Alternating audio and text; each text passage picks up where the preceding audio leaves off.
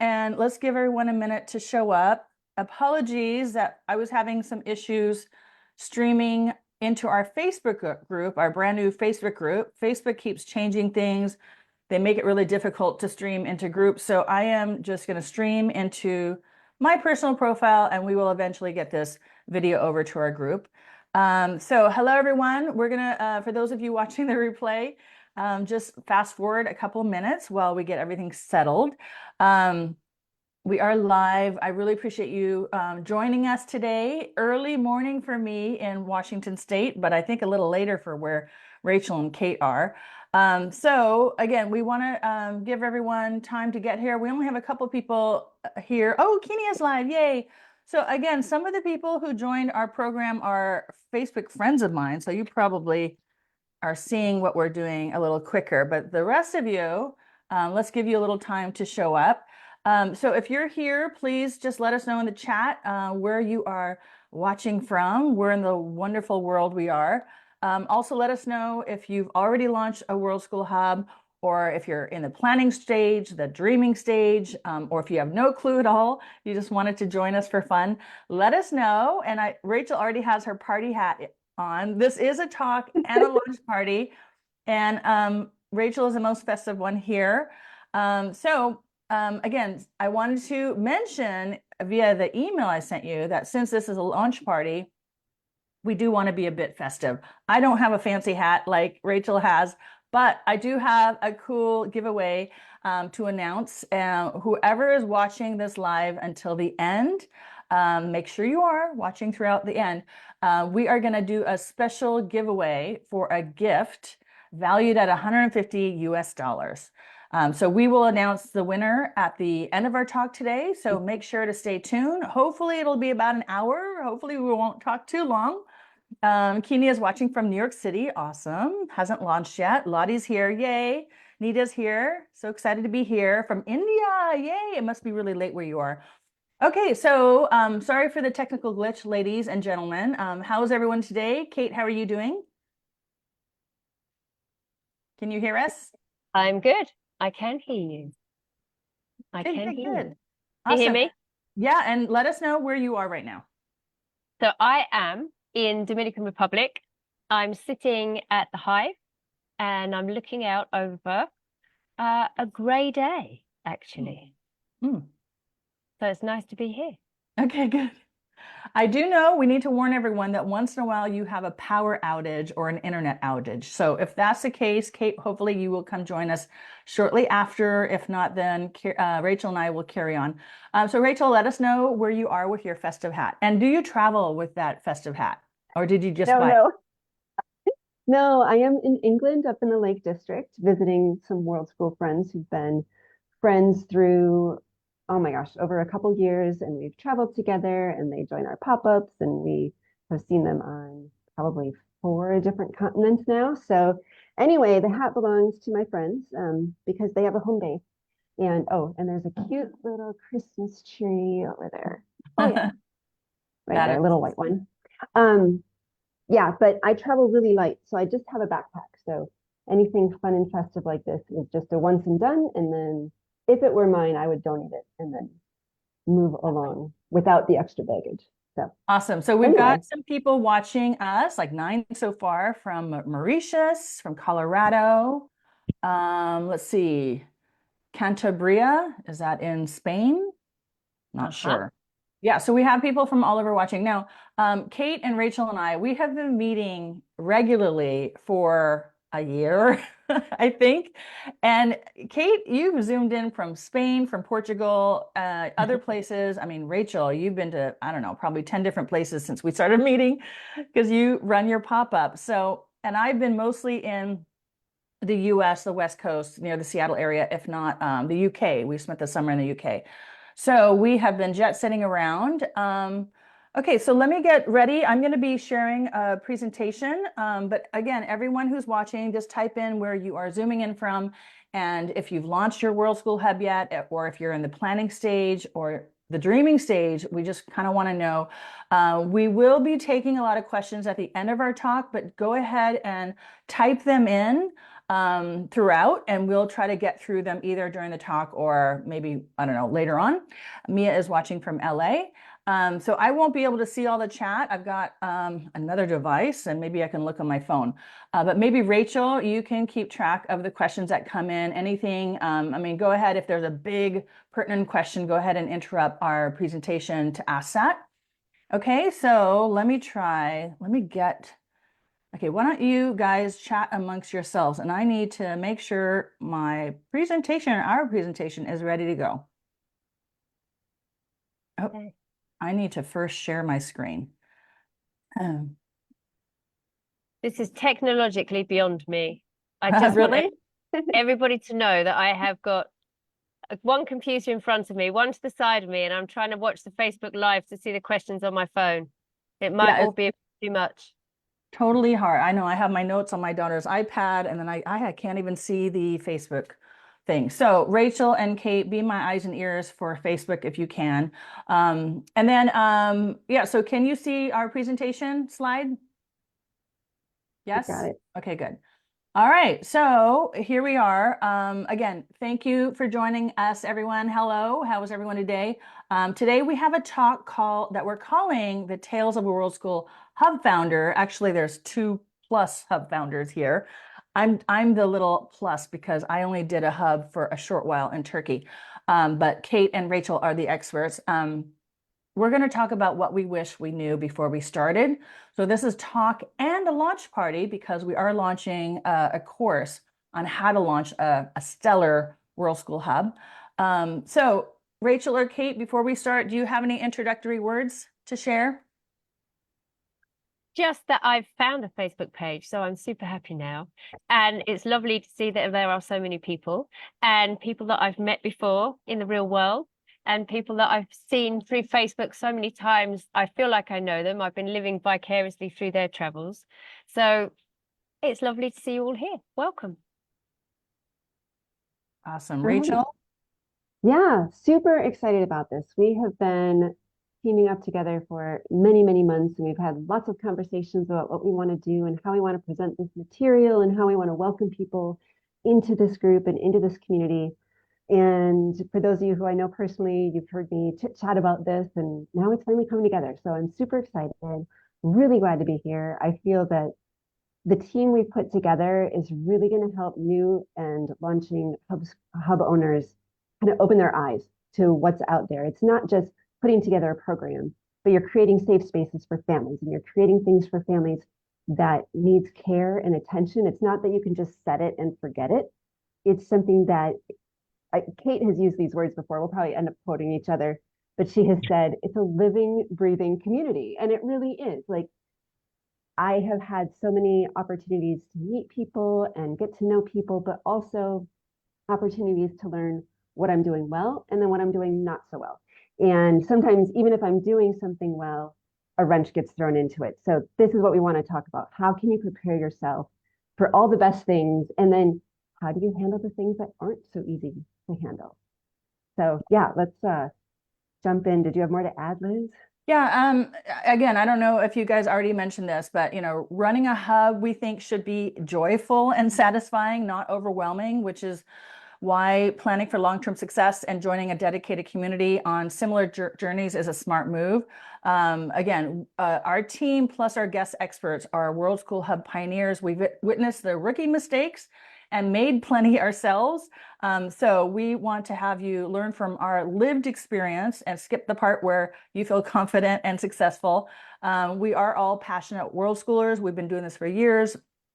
We've all worked in the education sector, and we've all been hub creators. So we've gained an extensive experience, and we're really excited to share with you all so you can save time, money, heart, and headaches.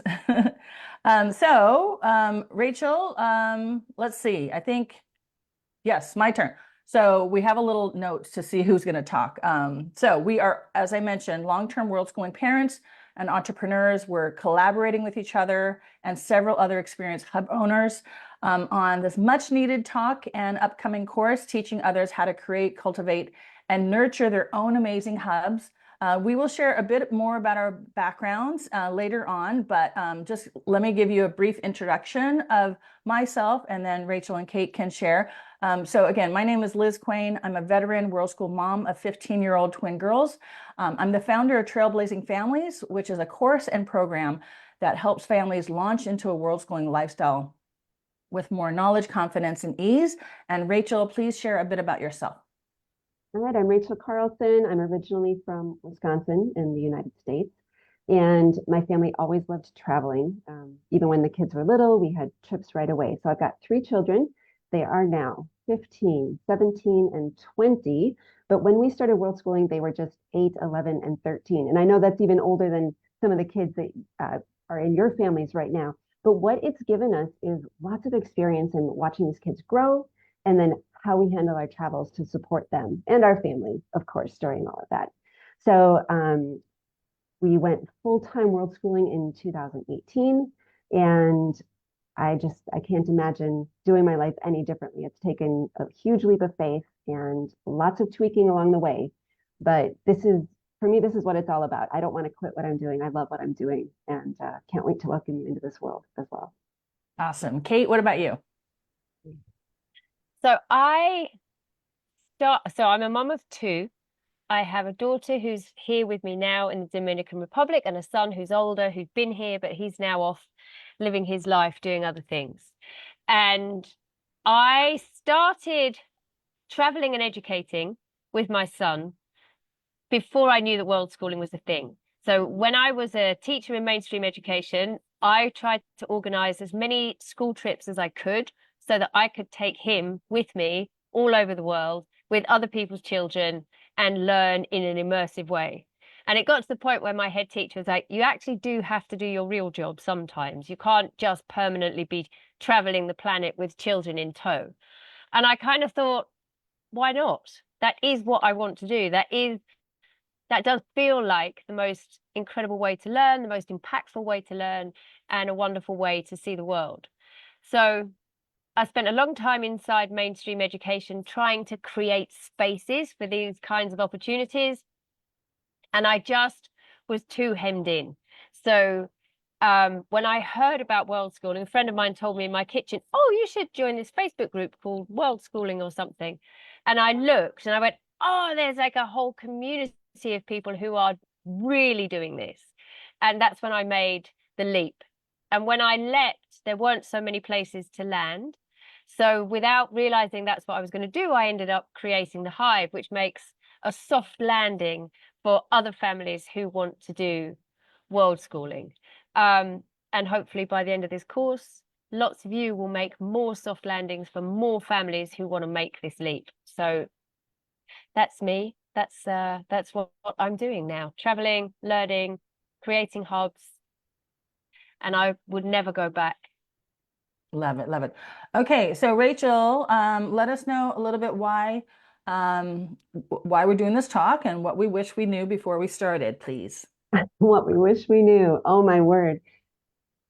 There's so much. There's so much. And of course, if we started at the beginning and ended at the end, it wouldn't end. And this would be a perpetual presentation. But the main thing, like, I never could have imagined that doing this would fulfill me so much.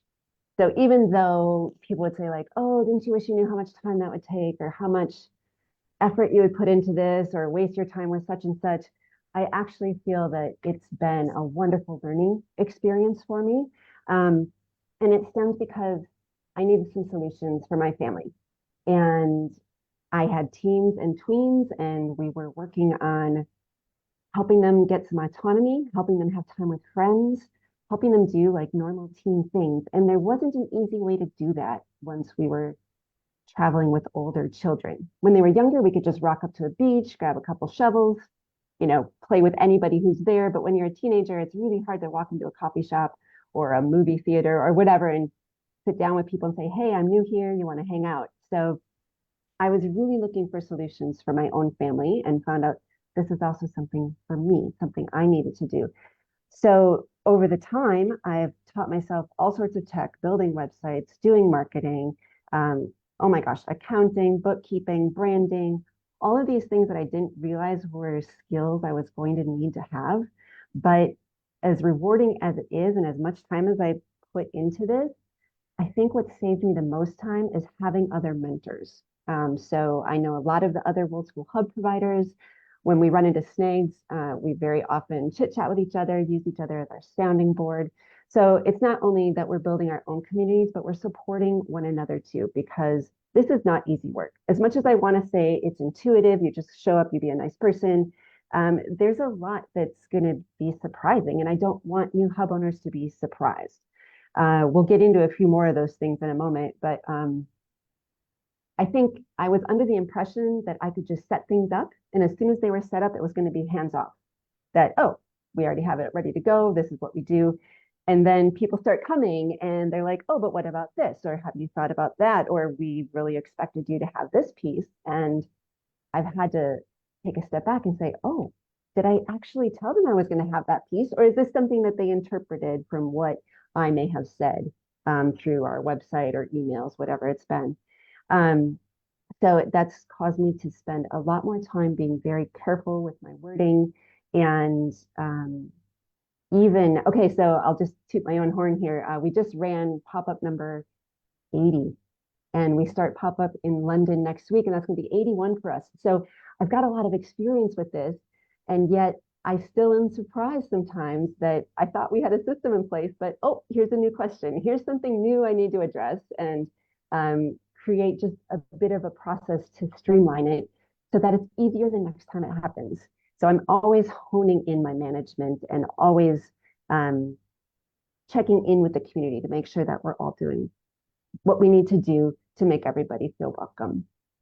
So those are some of the things I wish I knew before I started, and there's more coming. So we'll run over to Kate here. Yeah, so I was having a conversation with a family who comes to Hive, and they said, how can we do what you've done?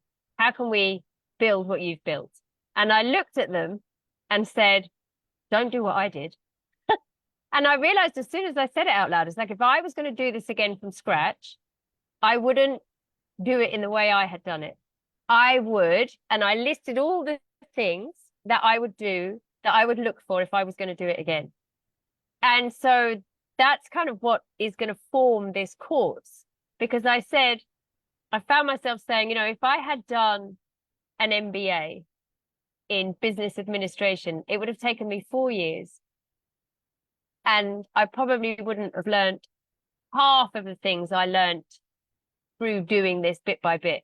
But what I needed every step of the way were skills that I didn't have, knowledge that I didn't have, and mentors who could walk me through the next stage of the journey every time I got to the edge of the skill set that I had. So my journey to get to here has taken 4 years, and it's been a roller coaster. So lots of it has been fabulous. When I felt strong in the skill set that I already had, I could fly forward. And then I would hit a patch where I didn't have those skills, and I would have to look on YouTube, try and find somebody else, reach out to Rachel, reach out to somebody else who'd gone before me, and slowly piece together all of the things. And so what is lovely now is being able to put this together so that people who want to get to this stage, who want to have their own hub, who want to build a community so that more families can experience all of these amazing things about living and traveling and being free and being with your children all day, can get there more quickly and can get there without so many of the sticky patches that we have had to go through. So that's it for me. What I wish I knew was how to do it properly before I started, so that I didn't make so many painful mistakes along the journey. But now we know.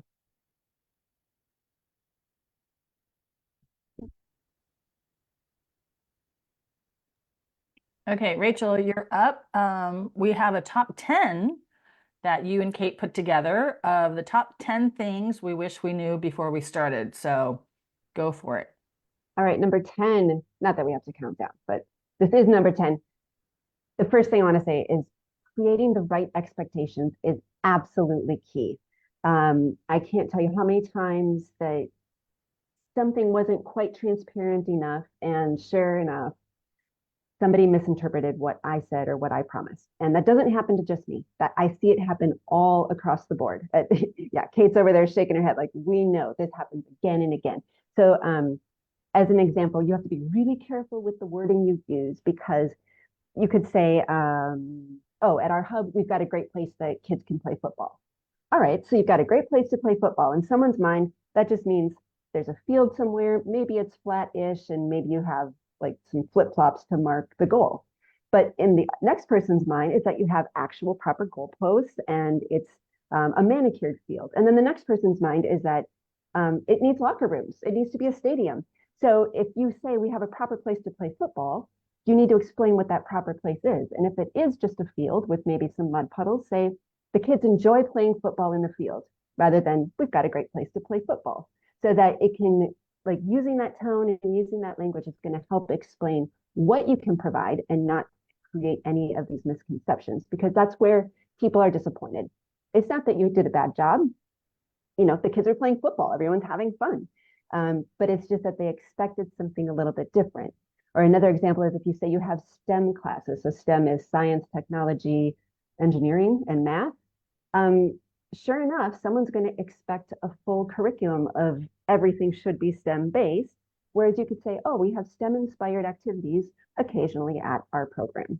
So there's ways that you can nuance your wording to help people understand what exactly you're providing and what you're perhaps not providing.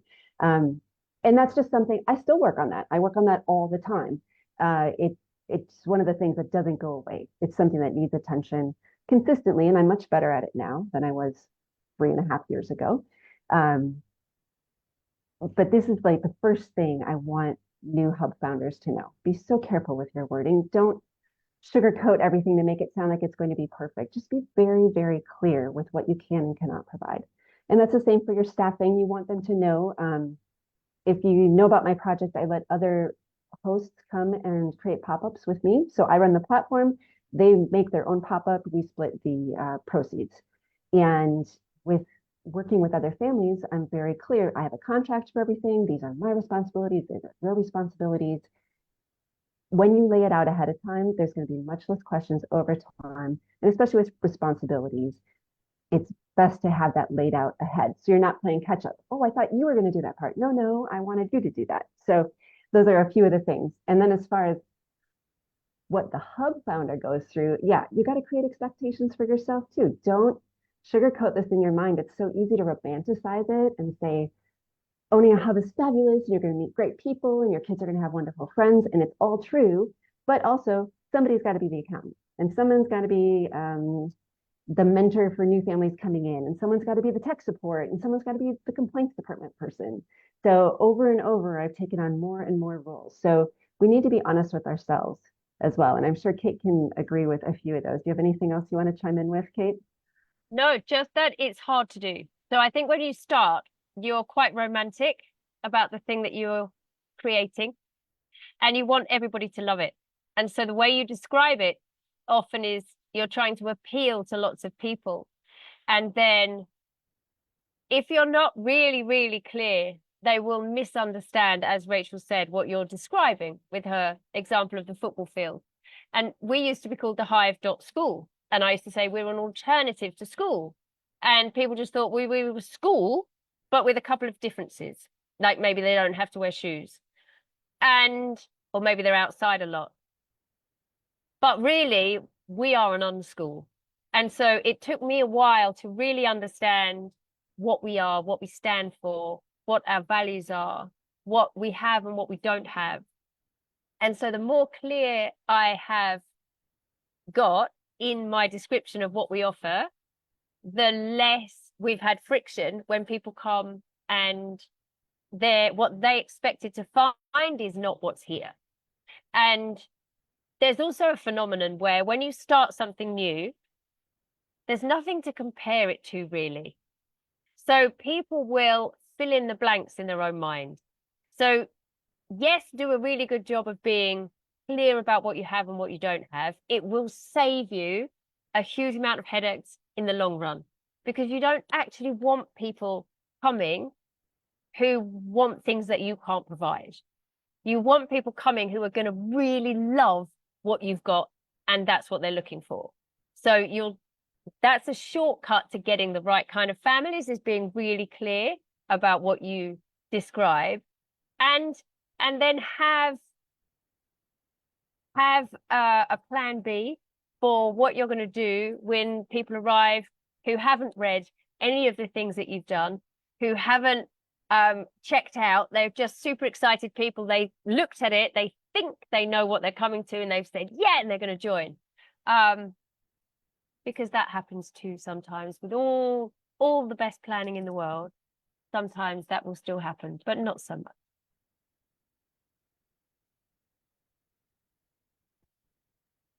Just unmuting myself. Okay, number 9, preset policies. Oh my word, I didn't have any policies when I started. I was like, yeah, just come along, we're gonna have a good time.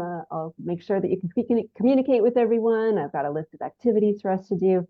But over time, I've realized we need a few more pieces of information for people to have before they arrive. So one of the classic examples would be people who ask me, Rachel, where should I stay? Well, I've actually already told them. So in my welcome email, when they join the website, it's like, don't worry, we always give recommendations for neighborhoods in every single event. And then of course, it's in the event. And then it's also in a blog post I have about what's it like to attend a pop-up. And it explains, yes, you're going to get your own accommodations. You probably want to be by other families. We've got you covered. Here's where you're going to find that information. And oftentimes we'll have a little Facebook group and people will say, where are families staying? I want to be in your same neighborhood. And still, with all of those places where they could find where to stay, almost every event, someone's like, but where should I get lodging? And so now I have a preset email that says, here's all the places where you can find the information, so you can get exactly what you want for your lodging. But again, this has taken me, I probably wrote that email 10 or 20 times before I said, oh, I just need a form letter for this. And you'll find that over time, how many forms you need, like what's the cancellation policy? What are your terms and conditions? What is there a code of conduct? What are you going to do about how children want to behave, or do they need to have an adult with them? All of these bits and pieces are super important to have in place before you start. And not necessarily perfectly in place, but something to consider so that you are more prepared for some of the questions that are going to come your way. Do you want to add anything to that, Kate? Yeah, I was just going to say that preparation really helps. They act as an anchor to help you feel safe, because you only really need the policies when you're when something isn't running smoothly, when somebody needs something from you that you can't instantly fix in that moment. And having those policies, having thought them through in advance, having them to hand so that you know where they are, so that you can just guide people to the information that they need. You can confidently say, we have a policy on that. When someone says, my child is struggling, somebody else's child is behaving in a particular way that we don't like, what's your policy on? You can say, this is our policy, it's here. So that you're not making things up as you go along. You're not every now and then there'll be a new thing, right? There will always be new things, but you can do a huge amount of that preparation in advance. So when I first opened, I called some old teacher friends of mine who are now head teachers in other countries and said, send me all your policies on all of the basic things that I would need if I were opening a real school, right? And then I just cherry picked the ones that I wanted, and then I adapted them for what I needed here. So if you do this, we'll help you get there so that you can, when you're challenged, say with confidence, we have a policy on that, it's here. And there are policies that we send out in advance. We have shared expectations because families live communally. And so keeping the space tidy means something very different to one family than it means to another family. So we have a set of shared expectations that are worded really carefully, and we ask people to look at them before they come. And so if you don't think that your family can meet those shared expectations, we'll say, you can live in your own house that's not in the shared space, however you like. But if you're going to live in the shared space, these are our shared expectations. So we have policies for all of the things to try and smooth the edges. And I just see a question in the live feed asking, do you have a list of suggested policies that we ought to have in place or at least have thought through? Yes, these are things that we're going to cover in the course. These are all things that we've learned from experience. It's not just something you hop into. There's a lot of things to consider ahead of time. So absolutely, these are part of the issues and problems we will help you solve as we work through the course with you.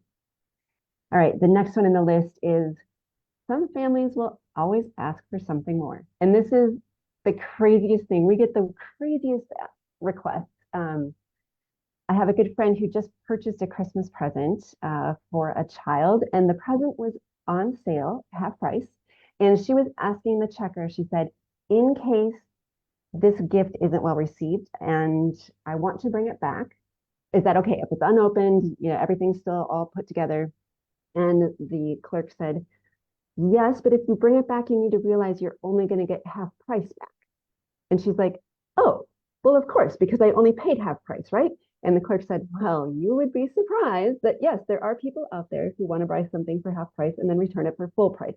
So, I mean, that's just an example in the everyday world, but certainly with our pop-ups, people have asked, can I just come for a day? Or could you just give me the itinerary? Maybe I'll meet up with your group eventually. That would be really nice for me. Well, of course it would be nice for you, but somebody put the time in to get everybody here and arrange everything so that we all could be together. And some of those questions are pretty, you might be able to anticipate them well enough, but then there's going to be the really oddball question. I know at one of our events, someone had shown up and in their hotel room, they had room for 4 people, but they had 5 in their family. And before you know it, they're asking the host, they've never met the host before, oh, could my eldest child stay with your family during the week? Like, where did this come from? So there's going to be some things that just knock your socks off, that this family knew that they had 5 people, but they booked a room for 4. And now, you know, we want to be helpful and kind, but this really isn't part of our responsibility. So having some ideas of what might get thrown your way is really useful to help you pre-plan. You know, you don't want to skimp about these things. You want to be thinking, where could things go wrong? And then, of course, if something goes really astray, you have some solid footing that you can find a decent answer and say it nicely and with grace. It's not always easy, but you know, keeping people happy is part of the job. But you want to do it kindly, even when you need to turn people down because they had a really wild request. And some of the requests are not really wild. The request might be, I have a child who has a learning disability and they need such and such in a classroom setting. Can you accommodate that? So not all the requests are wild, but I think we've seen a fair share of those. So Kate, I'll turn it to you. Yes, many. But part of that is that we are kind of providing a service. It can look like a service from the outside in the beginning. So sometimes there are behaviors that I'm assuming come from there. Somebody asked us once, they didn't have any clean tea towels. So they got in touch and said, could I pop to town on Saturday to buy them some clean tea towels? And I said, no, I can't, but you can wash yours in the sink and put them outside the window and they'll be dry in an hour. So you think you've got it covered and then someone will ask for more. So, and I might write a book one day because I've never experienced it in any other sphere in my life, and I've lived a full life. So yeah, you just enjoy it when it comes. Enjoy the moments. You'll dine out on them for years. But learn to say no politely.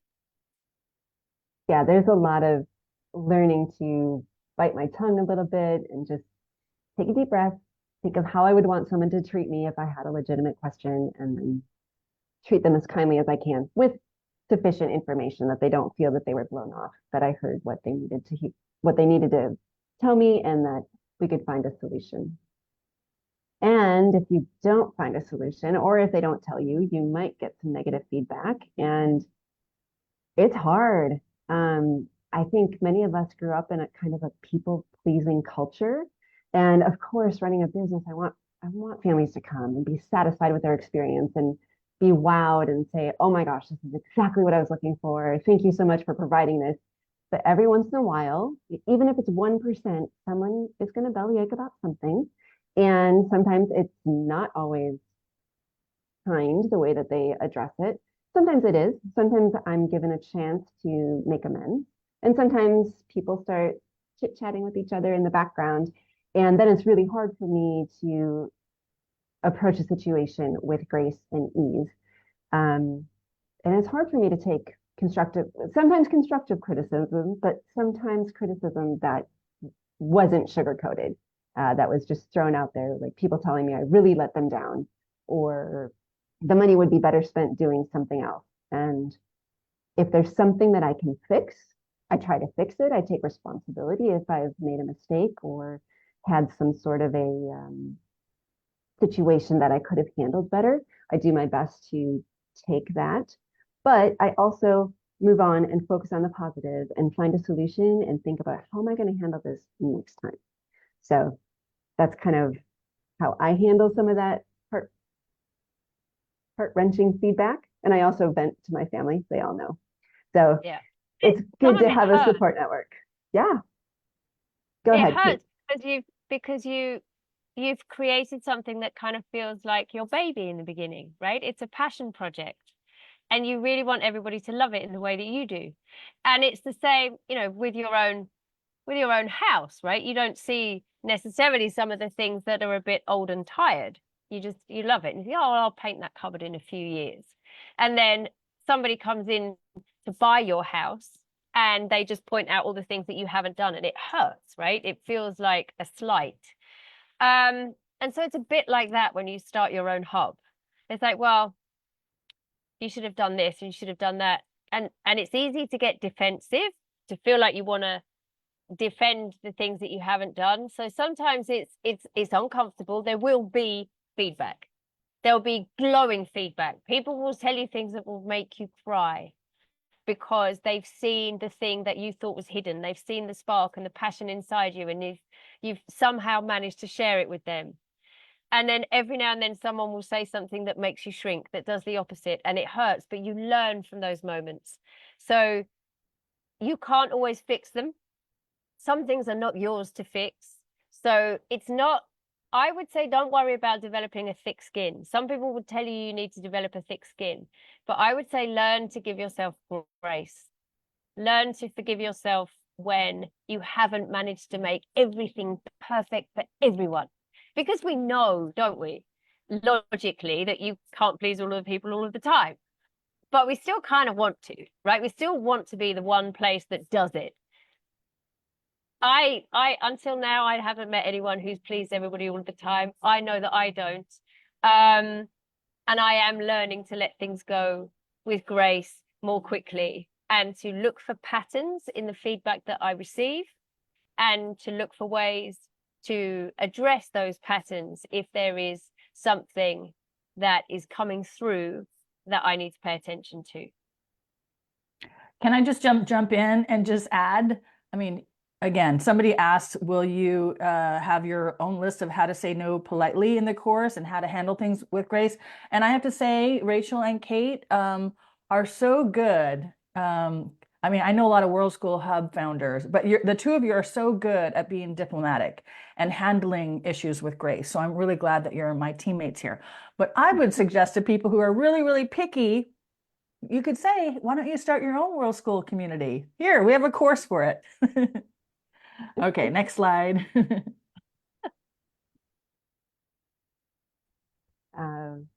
want to hit number 6 on the slide before. So it was about how to safeguard my own energy, because a lot of us, we lead with the heart. We do this for the joy of it, for the joy of seeing the kids interacting with others, for the joy of hearing families say, oh my gosh, this is exactly what we needed. We've been traveling for a while and we've missed out on community. And now we know this is something really important for our family. And with a lot of projects I do, I put my heart and soul into it. And these 2 points go hand in hand, that when you are so personally invested in this, that negative feedback is hard to take. So in our course, we're going to talk a little bit about how do you have a sounding board for when there are critics, or do you have camaraderie with other people who understand what it's like from the back end? We get so many questions, we get some of the same complaints, and how do we handle it? And it's really, really nice to have that friend circle that understands me. And that will be part of what we're building into the course, that we're all in this together. It's the World School All-Stars. We'll talk more about that later, but we're going to be going through it together. So us and all the new Hub course founders, we're going to be bringing you through. And I mean Hub founders, not course founders. I hope you're not making your own course yet, but in a few years, you'll probably have enough information that you could. And Kate wanted to say something about some of her rituals just to keep herself on track. Just recognizing that energy is something that comes in and leaves. And so there will be hubs and groups of families that come together, and it's magic when that happens, and everything about them fills your cup. And then you'll have a group that you need that are like, you've got oil and water in the group, and you will spend your whole time shaking the container trying to make them emulsify. And that's really draining. And so having an awareness and knowing that you need to care for yourself so that you don't get pulled into their drama that's not yours, or that you don't get too depleted. So understanding in advance that there will be some people, there will be some combinations of people that will drain your energy, and others that will fill it. And if you get two draining hubs one after another, you need to get good at filling your own cup. So having a plan and having some practices and rituals that you do, and having, as Rachel said, a sounding board, people to speak to. I think that it was a real breakthrough for me when we got together as a group and just to chat, and was like, oh, that's happened to me, that's happened to me, that's happened to me. Oh, it happens to all of us. Okay. And even that just makes you feel better. And then having conversations about how to handle things means that you can replenish your energy much more quickly and much more efficiently.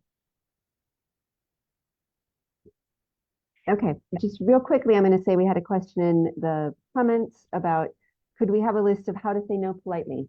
Yeah, we will cover some of those things within the course. So moving along, so here are some of the things that we were surprised on the positive side, like the amount of bravery I would develop for taking on new projects.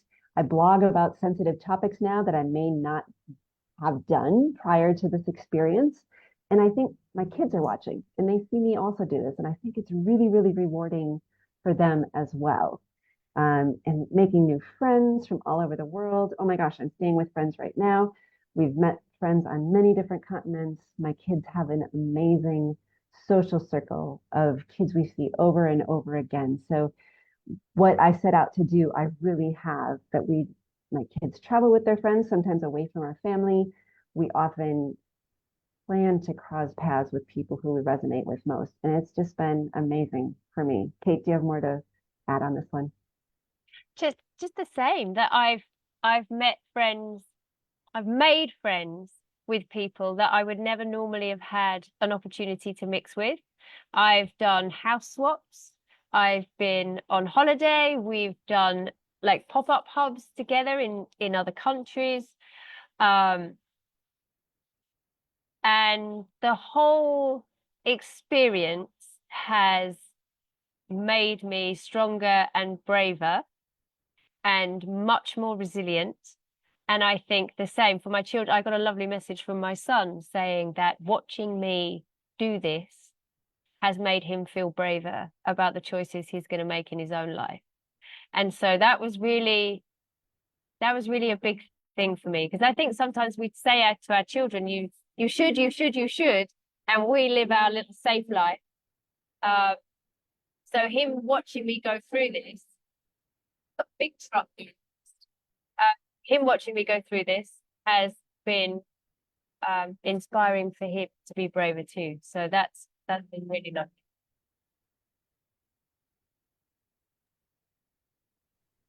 All right, the next one, that we would find this supportive community. And honestly, this has been the biggest benefit for me, that I now have friends that I could turn to at any point and say, hey, I'm having this issue.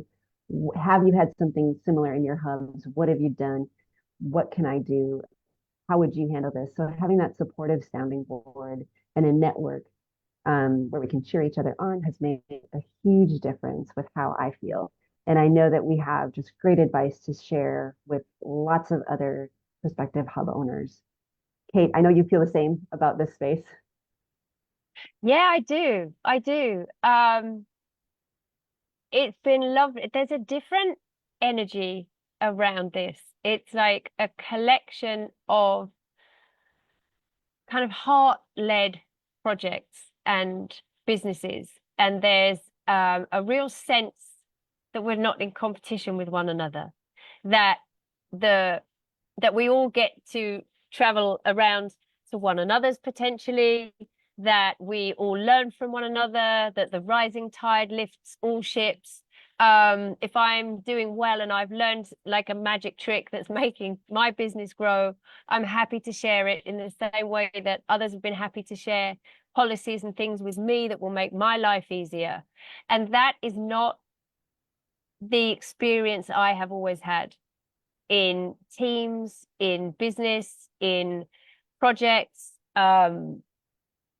It's rare, and I think it is important to mention because it is a breath of fresh air to be in this space in this way, and making it bigger so that more people can join. That feels really exciting. It really, yeah. So I hope lots of you take the course and open Worldschool hubs so that I can get to come and hang out at yours. All right, let's talk about our skill sets. I think across the board, everybody has learned a whole lot in the back end, like all the tech, all the programs I use. I look for free programs to do my accounting. I look for different programs to get contracts signed. And I've kind of built this up step by step by step. And I never really considered myself a businesswoman or someone who wanted to be a business owner. I was much more a community organizer. But now if I look at all the things that all the skills I've developed across this time, I'm to the point where I have to turn down projects. People ask me, oh, could you give me input on this? Or I'm looking for someone to handle this sort of a thing. And I have to say no, which again, as a people pleaser, it's hard to say no, but as someone who's experienced in the Worldschool Hub, I know I need to protect my time and understand how much time and energy I do have to give so that I'm doing my best with what I can do. Go ahead, Kate. Yeah, no, I think going back to that MBA reference and thinking that if I had wanted to learn how to run a business, it would never have been the same as having this experience, you know? And I have invested in myself more in the last 4 years than ever before in my life. So I am choosing to have coaching. I am choosing to develop my skill set. I am choosing to collaborate and co-create and work with other people and look for mentors. And so I am in a stronger position now than I've ever been in my life. And the idea of having a bigger group of people to do that with is really attractive.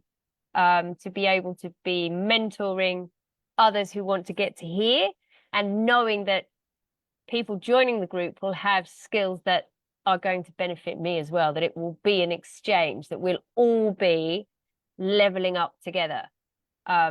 Feels good.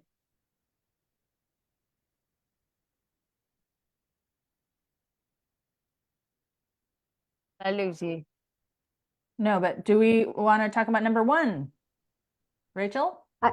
I was kind of putting that all together, that this is just, you got the skill set. Okay, yeah, I can talk to that for a moment. But for us, the Worldschooling, basically, it wasn't enough. That when we added in the community piece, we really hit our stride. And I'm just so excited about what we're doing, and I can see what other families want to do. And it means there's going to be more Worldschool options for me and my kids. And having my family be part of this is really important to me because my kids are also developing skills that are going to prepare them for their future. So we have this freedom now that we can travel the world. I'm not saying that it's going to happen for everybody that you want to move from place to place, but for our family, this is what we enjoy doing, and we found a way to do it with community. So I'm really, really happy to help the next group of hub owners have whatever their freedom is, whatever that means to them, just to build that up from the start. Exactly. And now we want to share it with others. Kate, you have a last thing to share? Yeah, just to say that it took me well into my 40s to realize that there's a different way to raise my family and live my life. And I love the idea that now we're bringing more and more families and children into this way of living so that they can have freedom and find their passion and live life on their own terms, from the get-go all the way through. It's a movement, and it's growing, and it's very exciting to be a part of it. So why are we creating this course?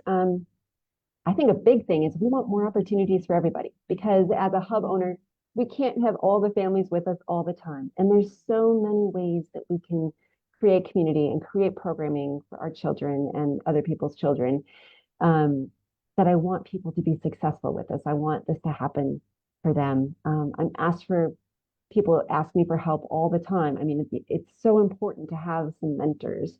I don't have time to help everybody all the time. So that's where this course is coming from. So now I can say, there's a lot of great information over in this course over here.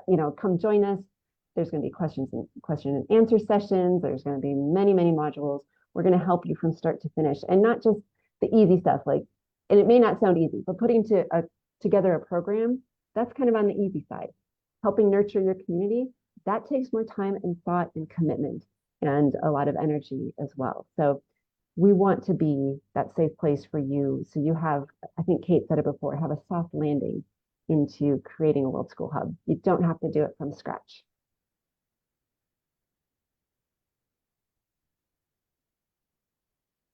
And then as far as, I can go ahead and talk to this. Yeah, we see hubs. And it's sad for me because I want people to be successful, and I know this. So especially with an experienced eye, we look at some of these things and, oh, I could see that this person is going to overextend themselves, or maybe they're promising too much. Sometimes we have poor communication, and then families don't know what to expect from us, or if they don't know what to expect, then they create what they want in their heads, and then they show up and it's not provided. So there's lots of different ways that we can help explain to you that base level of communication, so that when people come to you, they understand what they're going to get. And if you're always scrambling all the time to please everybody, burnout is, it'd be so easy to burn out. That's the thing. And I think many of us in this space have had times where we're just, how do I handle this? How can I go forward? And it takes a special person to be able to regroup, find a way forward, do it with grace and with ease. And we want to help people come into that space. Kate, what else do you want to add to this? Yeah, and what makes that much more possible is having a group of people around you who understand how that feels. Because when you do something from the heart and you throw everything you've got into it, there will be days when you could think, this is too much, it's not working, and you might consider just closing it down and doing something different with your life. And if you can talk that through with a group of other people, it may be that you've just got to the edge of your skill set, got to the edge of what you know how to do confidently, and that's why it feels that way. And they can give you a solution, or they can support you with something that will help you to get through. Because your hub will evolve. You will evolve. Your children's age is going to change. So being able to stay in it and be flexible is really, really important. So here are some of the things that a new founder might be concerning themselves, like, oh, is anyone going to come to my hub? Which of course is a great question. Is anyone going to come? But from the experience side, we might be looking at, have we set up our policies and expectations so families know what they're getting when they arrive? And how do I deliver those expectations? And we can move a little more quickly through these slides. Kate, you have anything you want to mention here? People will come. The better you explain what you do, the more likely they are to come. And you don't actually want too many people to come too quickly in the beginning. I think a steady growth would be what I would advise. Having got to the point where I was suddenly drinking through a fire hose because it was COVID when we opened, and it was just like global COVID refugees all came at the same time, and they were all looking for something different. So I would not advocate for that. I would say it's okay to start small and grow with your strengths. And of course, a big one, am I going to make my money back? And it may be, from a more experienced eye, it may be more interesting to say, how am I going to protect what I already have and what I've already built? Because there's a lot of pieces where there could be a risk with what you are providing. If you've got meals coming and snacks, what happens if there's food poisoning? Or what happens if your staff didn't have the kind of certifications you thought they had? Or what if they quit halfway through? So some of these things, we can help you safeguard your hub and protect what you already have and protect your energy as well. So I think coming from the experience side, there's something, yes, I want you to make your money back, but also you put a lot of time and effort into what you're building. Let's protect what you're building along the way. Okay. Yeah, and having us who've been through this and had good times and harder times on the way through, we've got a huge amount of insight to share with you. And I love that way of looking at it, Rachel, of protecting what you have. What I have here, this is like I sold my house, I sold my car, I sold my shoes, I sold everything I had in the UK, and it's all in here now. And so I know now, 4 years later, what I need to do in order to protect my investment and protect my family, because it's important. It matters to me. All right, the next one, will families like my program? Absolutely. Some families are going to love your program and adore what you do. And then there's going to be some who don't like it so much. And that's okay. Not everyone has to like it. But from the more experienced side, we might want to look at, was there like really clear-cut expectations? Was there a solid foundation for what your program is built on? Can you justify why you're doing things this way? Because yes, you're going to start having built-in friends and other things that are going to be fantastic, but you just need the basics covered before you jump in. And if you describe what you're doing clearly, then people will be attracted to what you offer. And we talked about this earlier. Some people will turn up to a vegan restaurant and demand that you cook them a steak because they've planned for it, they've got all dressed up, they got on the train, they're hungry, but they only want steak. So could you just stop being vegan for 5 minutes and attend to their needs? That might happen to you. And when you say to them, I'm sorry, that's not what we do here, you'll have to have dinner somewhere else. It's, they might not like that, but most people are coming to what you offer because that's what they're looking for. And so the clearer you are with what you do, the more authentic you are. If you build something that you love to do, the fact that you love it so much creates a really attractive vibration. And the people who are there with you will love it too. So you don't have to change who you are to meet everybody else's expectation. If you're vegan, you don't have to provide steak. Obviously, this is a metaphor.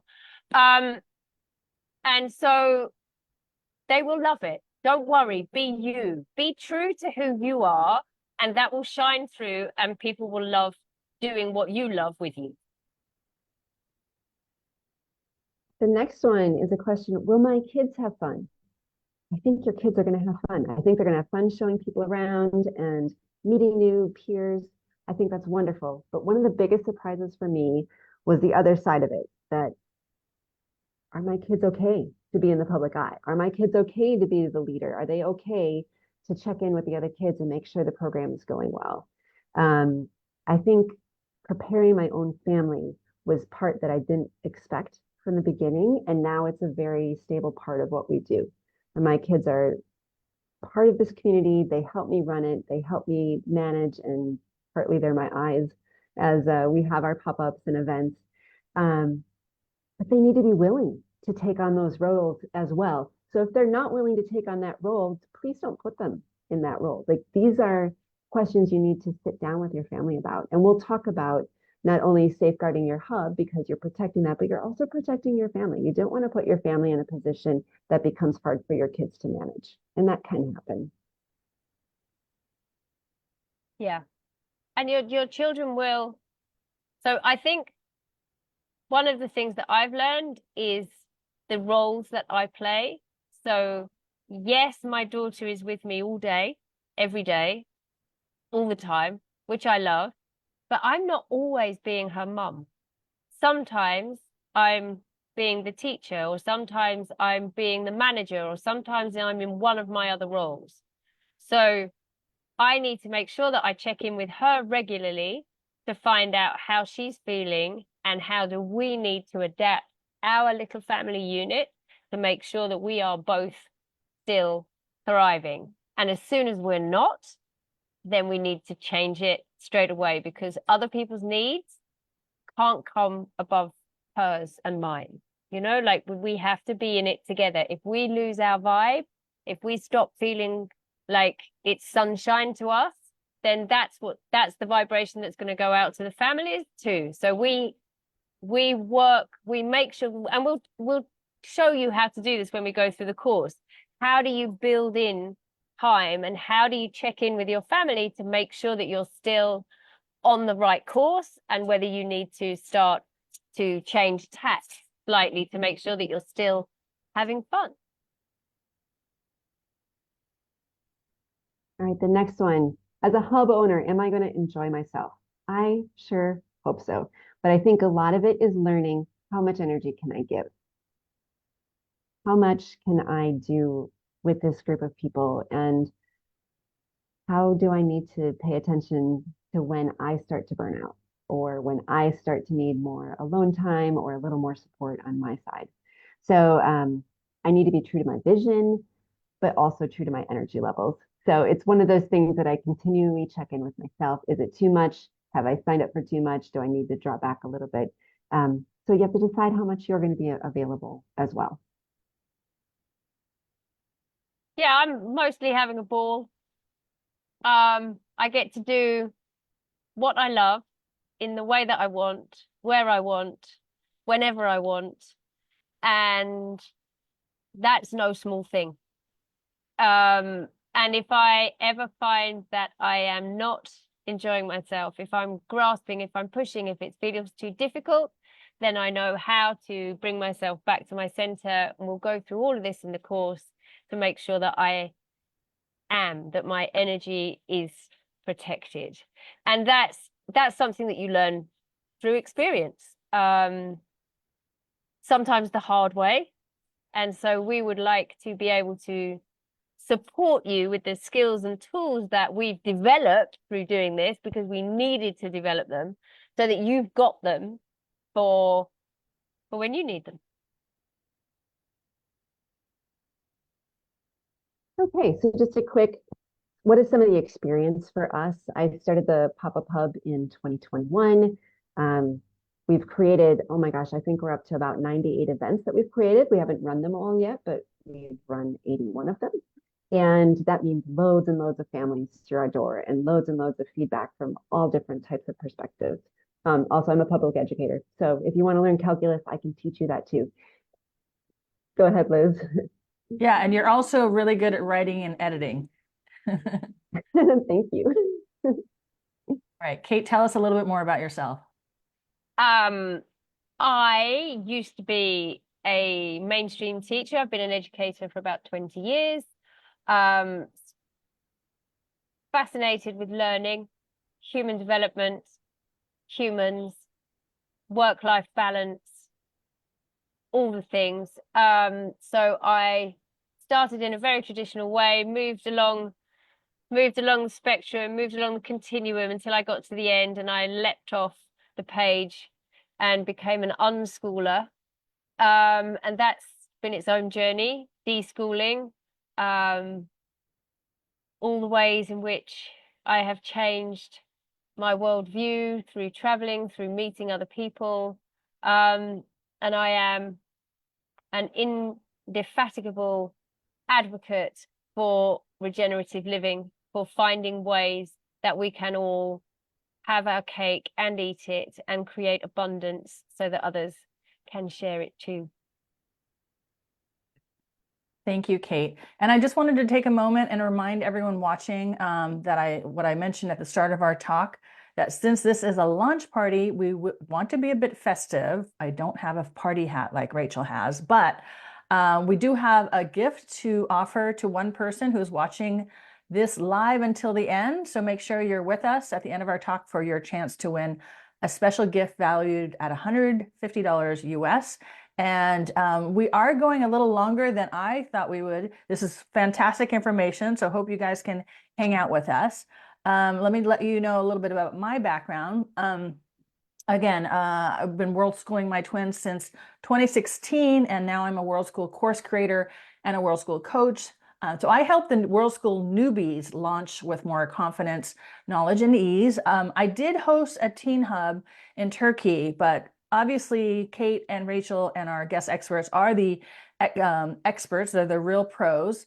I previously launched an award-winning brick-and-mortar children's business in the Seattle area, and I ran it for 4 years. So there are some similarities with running a World School Hub because they're both in the hospitality and education business, depending on how you set things up. I also have a background in alternative education, marketing, sales, and media. I will be facilitating and helping organize this course, so handling a lot of the tech, administrative, and operational tasks. I'm your contact person if you need to reach out to us.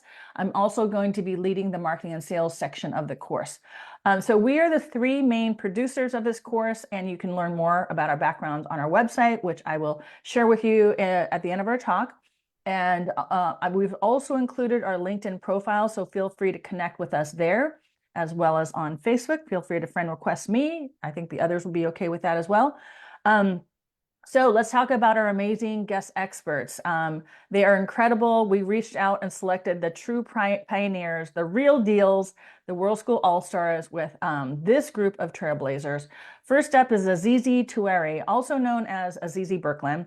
She founded the Stone Soup Family Pop-Up Community in 2017, which was the first world schooling community ever. She has hosted hundreds of families in various pop-ups in Mexico, Guatemala, and Bali. I even attended her first one in Mexico, and her pop-ups did take a break since COVID. And by the way, my kids and I were on our way to a Stone Soup pop-up in Guatemala. We were driving from Mexico in my car and were stopped at the border. This was March 15, 2020, when the whole world shut down due to COVID. So sadly, we had to turn back and stay longer in Mexico, and we missed out on another Stone Soup. So I hope Azizi or someone on her in her group will relaunch Stone Soup. It was an incredible and life-changing experience to be in community with so many other world schoolers, many of them that I'm still friends with today. And then next up is Patty Olmos. She used to go by Patty Rojas, so you might know her that way, but now it's Olmos. She founded Anahata World School Community. It's in the Yucatan Peninsula in Mexico. And by the way, the idea for Anahata was created at Azizi's Stone Soup pop-up in Mexico. I was actually in the sharing circle with Patty when she was telling us what she was dreaming and planning. And then later I visited her lovely hub in real life. So Patty pioneered one of the first World School hubs. It was 2018, and it was the first to have a co-living element. She also served food there. It was vegetarian and vegan. So that was like, again, some people wanted a steak, so they had to leave the property to get steak. So yeah, everyone lived together in a resort in the jungle that they rented. They took over the entire property. She's hosted over 200 families over the years, and she's really big into immersing into the local culture, connecting World School families with Indigenous communities and exposing them to ancestral wisdom while honoring cultural heritage and fostering mutual learning. I love that. And I think one of our previous comments, somebody did ask if you can mix World School families with local families. I think that is such a fantastic idea, not only to enlarge your community, but also to have all the different cultures intermix and have much more cultural immersion.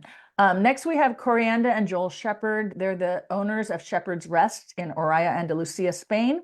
It was established in 2017, and then they have a second nearby property, Cortijo Serendipia. They actually own their property, so I think this will be an interesting angle to those of you who own or want to purchase property for your World School Hub. Their full-time World Schooling community hosts up to 9 families at a time with a 1-month minimum stay. They've hosted 350 families over the years, over the last 10 years. I think at least Corey hosted some people in the UK prior to starting their operation in Spain. And then last but not least, we have Jeremiah Kovac. He and his wife Abigail co-founded Traveling Circus. I think it's the first nomadic World Schooling community with a teacher ever. Their community is formed of 7 to 8 self-organized families traveling from country to country together with a shared teacher or two. So far, they've traveled and learned together through 10 countries. They're on a break right now. They're doing it part-time, but they were the first. Their mission was to create a stable community and education program for their kids while traveling internationally and learning from the world. So quite ingenious, in my opinion. Now, I do know a fair bit about these incredible, innovative, entrepreneurial, and trailblazing World School community founders. I interviewed them all. I have an interview series in my Facebook group, so reach out if you want help tracking down the video replays, because they're very inspiring. I've also obviously interviewed Rachel and Kate. So I hope you can tell by now that we've assembled some of the OGs, the original gangsters in the World School arena. They're often the originator of their specific type of hub. They're all veterans, all exceptional, all authentic and trailblazing. They will, and we all will, be sharing our hard-won knowledge and wisdom with you all via our upcoming course, all from real lived experience and lessons learned. And by collectively hosting thousands of families throughout multiple years, we have learned a lot, and I'm happy to share it with you. So we're super fortunate that they're spending time with us to help the next generation of stellar hub creators. Okay, so Rachel, take over from here.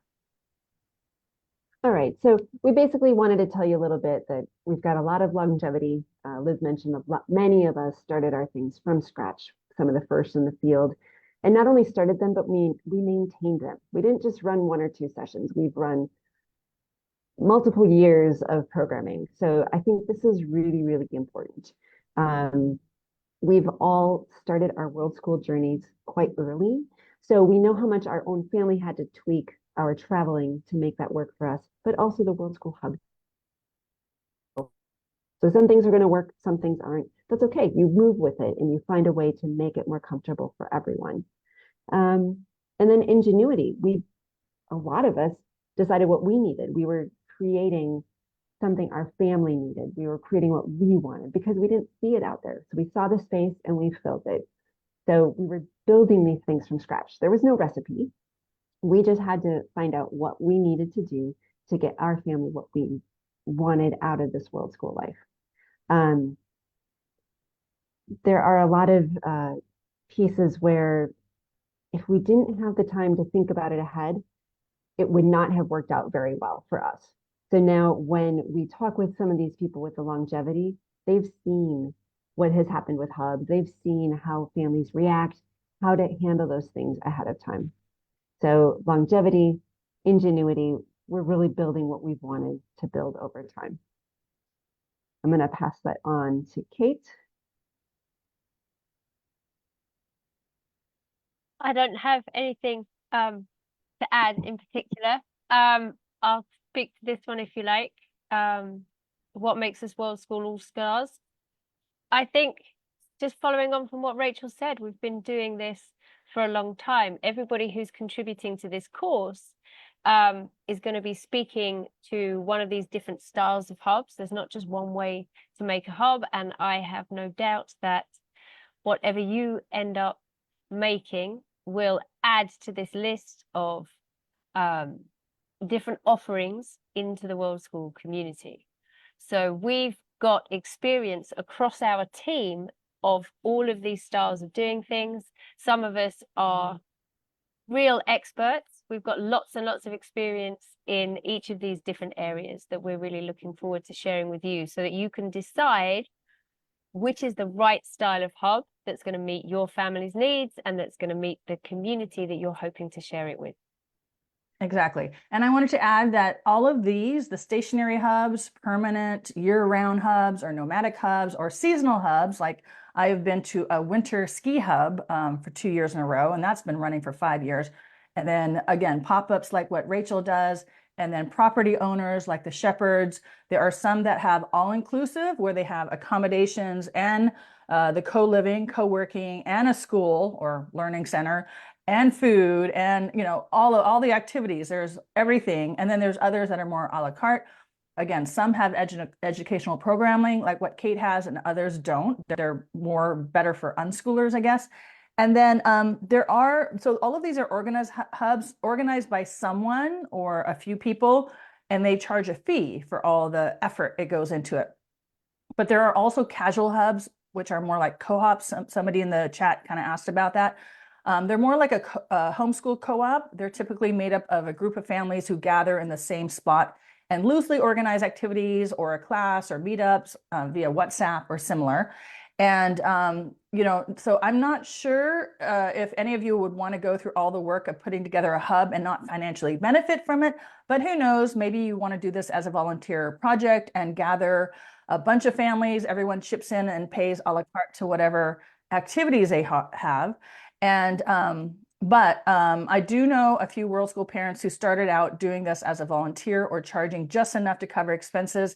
And then they soon found out that it took a lot of their time to organize everything. So they started charging more to cover their time, which I think is a smart move. There is a group that's running a lot of pop-ups in Southeast Asia right now, run by a group of World School families, one of them who has Bliss investors. So they don't charge for their hub, but then I think they're hoping that you'll invest with their business. So, I mean, again, if you have a different business that you're trying to promote, maybe you get some World Schoolers. But I do know also Azizi, one of our guest experts, she started off charging only $150 per family for the month of Stone Soup to just cover that co-working space that we had a few days a week. But then eventually for the next pop-up in Bali, she started charging more because it did take a lot of her time, especially as she incorporated a children's learning center. So she recently told me that people don't value free. It adds accountability to participant as well to be charging. Great point, Azizi. Okay, I think we lost Rachel. So I hope she will come back to our Zoom, but let's continue, Kate and I, until Rachel joins us. Maybe her internet went out. Okay, so what makes us, oh, this is you, Kate, continue to talk about credibility and whatnot. I think what makes us credible is that we run hubs currently. So whatever you're going to be experiencing, we are experiencing it or have experienced it already. Between us, between Rachel and myself and all of the guest experts, we've met thousands of families and thousands of children. We've built relationships with vendors and staff members and hosts and local people in the community that bring that special touch to what we do, which makes it not just a tourist experience, not just a family holiday, but something much more deep and enriching than that. The way that we interact, we take part in our hubs. They are built around our families and our families' needs. So it's not a distant business. It's very much built from the inside out. And so our communities are alive and we are part of them. We're definitely growing communities that we want to be inside. And we've got lived experience. We've earned our battle scars and the wisdom that we now want to share with you, because the stronger this community becomes, the more enriching it is for everybody in it. And because we are in it, we want it to get stronger. So we want to be able to support you to open hubs quickly and efficiently so that there are more amazing places on the planet for families to visit. Exactly. I love that word, lived experience. You have all done it yourselves. Oh, Rachel's coming back. Let's admit her. Okay, so let's talk about, I'm going to start this, but Rachel may take over. So this is the structure of the course. This is the content that's going to be in the course. This is what's inside. We're doing a premium course, which I will explain to you in a bit, but our course is called How to Build Your Own Worldschooling Hub. We're having one and only premium course, and then later it'll be evergreen. But let me explain to you what's in it. We have 4 sections, 4 phases. The design phase is the biggest one, and we'll be going over, defining your vision, program design, like figuring out your style, your audience, location, theme. And then next is amenities. We kind of divided the program design in 2, then team design and recruitment, then business design, 2 different sustainability, because that's really important, anticipating risk and safeguarding your hub, and then supporting the founding family's health and well-being. And Rachel, do you want to take over here and add more to this description?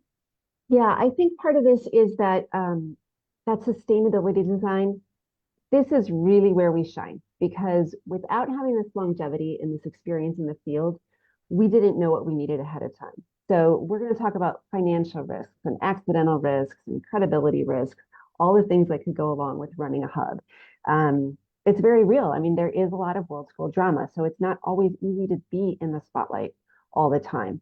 So with people who've dedicated a lot of their time and energy to creating proper world school hubs that are going to deliver what they say they deliver, these are exactly the people I would want to be hanging out with if I were just starting from scratch.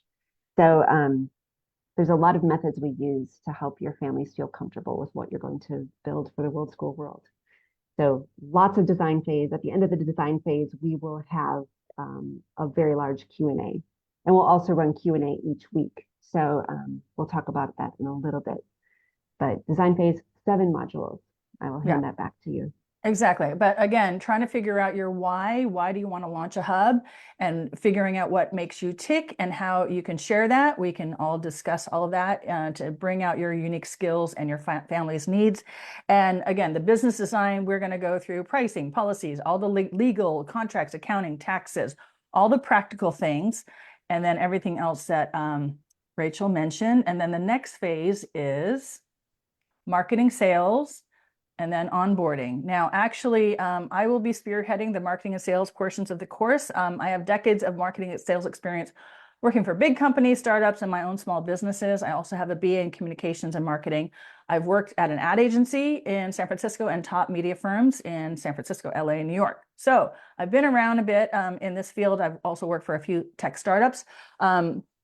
I will be sharing all the ways I know to attract the right kind of families. We'll talk about effective marketing strategies, branding and creating the right kind of authentic messaging, how to best use social media to reach your ideal customers, creating promos on Canva and similar, how to use technology to best organize and automate your marketing process so it's more efficient and less time consuming, how to use AI to help create marketing strategies and content. And then once you attract the families through all of this marketing, then we'll talk about how to connect with them in a consultative manner. And that's the way I always view sales, is to see if what you have to offer and what they are wanting to do is a good match. Again, my approach isn't just to sell and convince anyone to join your hub, as it can harm you and your hub down the line, as the other ladies have mentioned, but figure out who are the families that are compatible with your offering, and is your offering compatible with them? Then once you do that and you all deduce that, how to get them to commit and register before you sell out. And again, some do sell out. I remember when Patty Rojas, Patty Olmos was the first World School Hub. Whenever she would send an email out, within 24 hours, she was sold out. Now there are about 100 World School communities. Some of them are pop-up, some of them are year-round, but I'm tracking 100 of them. So it's not as easy to sell out as before, but with the marketing and sales strategies that we will talk about in the course, it will help you a lot. And then Kate, please take over this, because once you sell them into your program and get them to commit, please explain how our course will teach people how to, good ways to onboard families and staff. Sure. So this is all about the methods and the strategies for managing those expectations, for making sure that you're communicating really clearly with the families about the stages that they're going to go through, from choosing to come to actually being there with you on the first day. And how do you get them prepared for that journey to make sure that it feels smooth and it feels comfortable and that they have all of the information that they need. And so you're managing that journey for your families from the moment they book, probably before that, but we'll talk about that in the course too. So we'll walk you through all of the stages with ideas and how to do those steps to make sure it feels safe and comfortable, and that families arrive to something that is exactly as they imagined it would be, so that you're doing that thing of managing their expectations. And onboarding and training staff is incredibly important. I do training at the beginning of every single Hive, and I invite families who are coming to join that training if they're interested. So families who homeschool can learn the methodology so that they can then support their children after they go back home. So for me, a huge element in what I do is the education model. So whatever is important to you, that is the thing that makes your hub yours, you will need to develop training for your staff to make sure that that is kind of runs through the center of everything you do like a stick of rock. So we will talk you through how to build those processes so that when families arrive, they are met with what they're expecting to be met with. Okay, and then next, the execution phase. Kate, you're on still.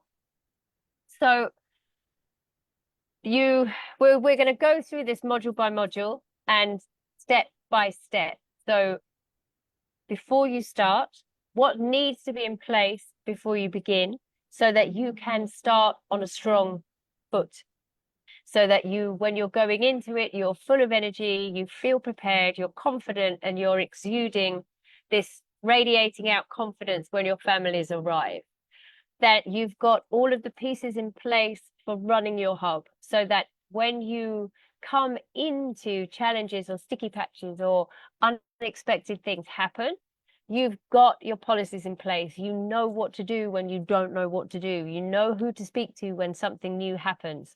So we will guide you step by step through planning, executing, and how you share what you've done afterwards with the wider world, so that you've got all of the pieces that you need in place, and you know where they are, and you know how to find them again if you need them.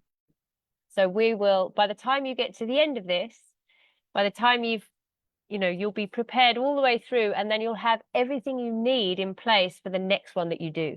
And so as you're going through, you'll be iterating and improving every time you run a hub. Yeah. And I wanted to add for story share, not only will we be sharing our stories of why and how we launch our hubs and some lessons learned and top advice, our guest experts will be sharing their stories as well. We also are inviting hub founders who have already launched, who want to fine tune their skills, a special deal in exchange for them to share their story of lessons learned. So please reach out to me if you've already launched your hub and want to level up. And then we have the last phase. I think, Rachel, you can talk about this, right? Yes. So you think the hub is done, everything is over. Oh no, it's not over yet. There's going to be some highs. You're going to be like relishing all the great pieces of it. You're going to need some downtime because it's energy intensive. So you need a little bit of a rest. But even when the hub is over, there is more, because The sustainability is not a given. This is not something that just runs itself. It needs care, it needs nurturing, it needs cultivating.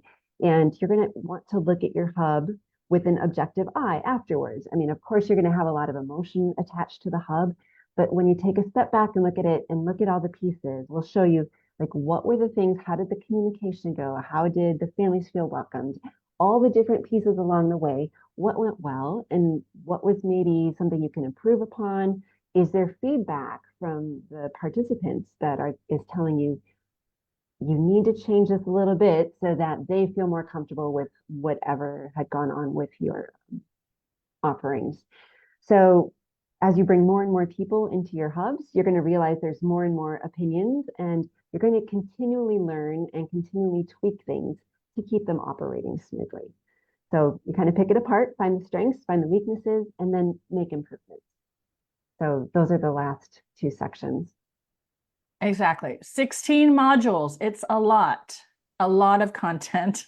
And, but we'll also be offering lots of support, which includes, again, the 16 models. Afterwards, we will have Q&A sessions with mostly Rachel and Kate, unless it's the marketing and sales thing. After each module, we're going to have a members only Facebook group that these conversations will be happening.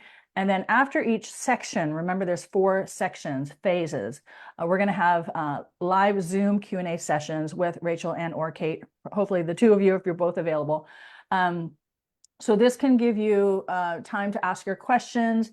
And then we are going to take a 1 to 3 week pause in between the major phases to give you all time to catch up and to actually do your work. We'll give you some tasks, your task lists and homework to actually launch your hub. And then after the premium course is over, we are anticipating our premium course to be released over 6 months.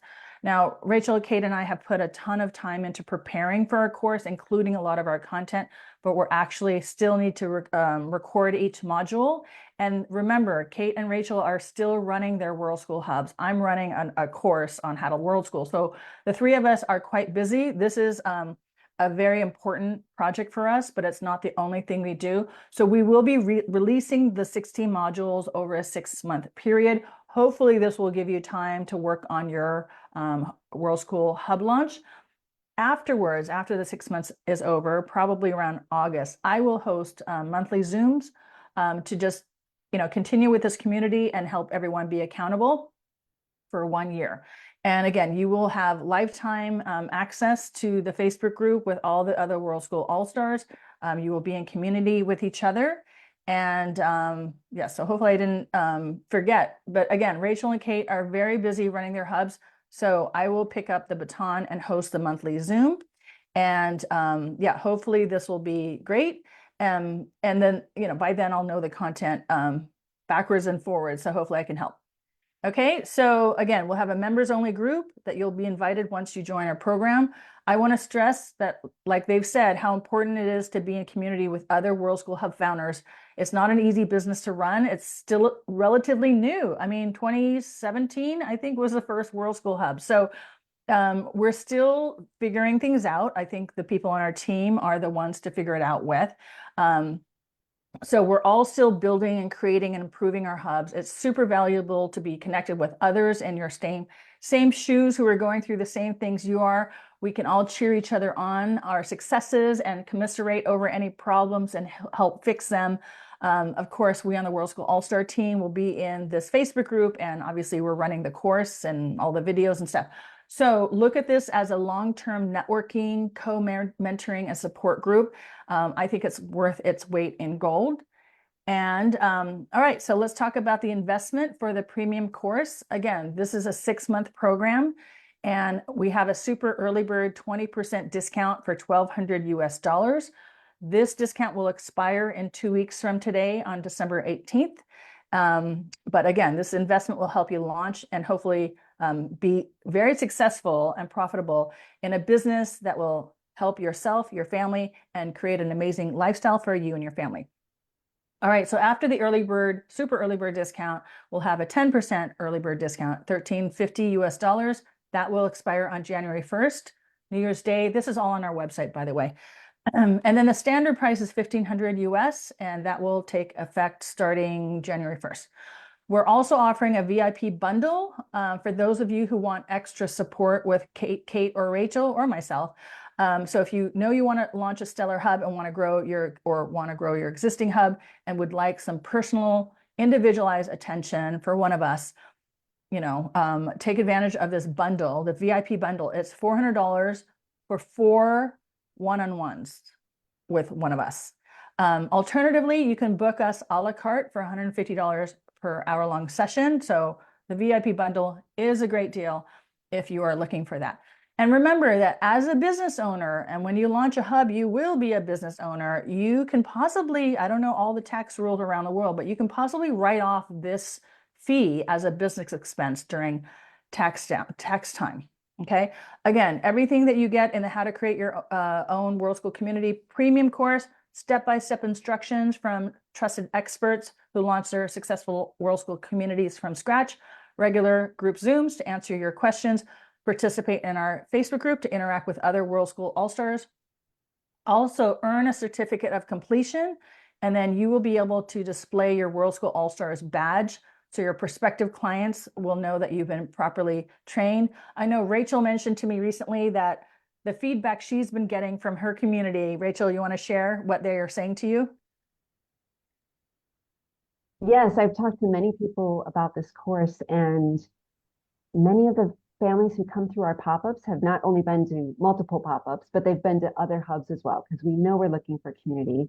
And we've had good experiences, we've had poor experiences, we've had middle experiences, but we're still looking for that community. And multiple people have told me, I really wish I could see which hubs have put the time into creating and understanding how to run a community, not just a business, but a place where people go and they're accepted and they are welcomed and they get what they expect to get out of this. So the idea of having that World School All-Stars badge, it's in the very bottom corner of our slides there, you would be able to use that on your own marketing and on your own website to show that you've gone through training with many, many experts. So super excited about what we can share with you. Exactly. So we welcome you to be part of an ever-growing community of fellow World School All-Stars, learn together and support each other with us as your hub evolves and grows over time. Now, we are only offering the premium course once. This is the course to take if you want to have regular interactions with Kate and Rachel and myself, more so than the Evergreen cohort, which will start probably in August of 2025. So now is the time to act and to make your World School Hub dreams come true. Let me mention the Evergreen course. So after the premium cohort, which will take 6 months, we will make the course available immediately. I mean, again, it's not until August. So if you want to wait till then, you can. If you're not ready to sign up for a premium course and want to wait, the rate will be $1,400 US compared to our super early bird rate of $1,200 and the premium cohort. For the premium cohort, you can see that if you act soon, you'll actually get a better deal and then the most support. So you'll get the same recorded training modules available immediately, but you will not be getting interactive support from Kate and Rachel, only access to the prior Q&A replays and the transcripts. So I made a little comparison. This is on our website, so you don't need to look at it now, but the premium standard program and the VIP program is similar to every aspect. They both have, the 16 modules, the guest experts, access to our training presentation slides, all the Q&A sessions with us, and then lifetime access to the Facebook group with other World School All-Stars, a certificate of completion, and the badge, and so on. So you can read all this on our website, which we'll share soon. The only difference is with the premium VIP option, you can purchase a bundle of the 4 hours of one-on-one consultations with one of us for $400 US. Otherwise, the premium standard, you can book one-on-one consults with one of us a la carte at $150 per session. Also, some of our guest experts may be available for one-on-one consults a la carte as well for $150 per hour session. Okay, so please reach out to me if you're interested in that option and I'll help you connect with them. And then for the Evergreen option, again, it'll be available after the premium cohort, estimated to be August 2025. You'll get the same modules. You'll get many of the features, but you will not get the Q&A sessions with Rachel and Kate, in our Facebook group, and then the 4 Q&A Zooms with us. But you will get the replays and transcripts of the previous Q&As. You'll also everyone will get the monthly Zoom support by yours truly after the premium cohort. And then you can book one-on-one consults with Kate or Rachel or myself for $150 per session.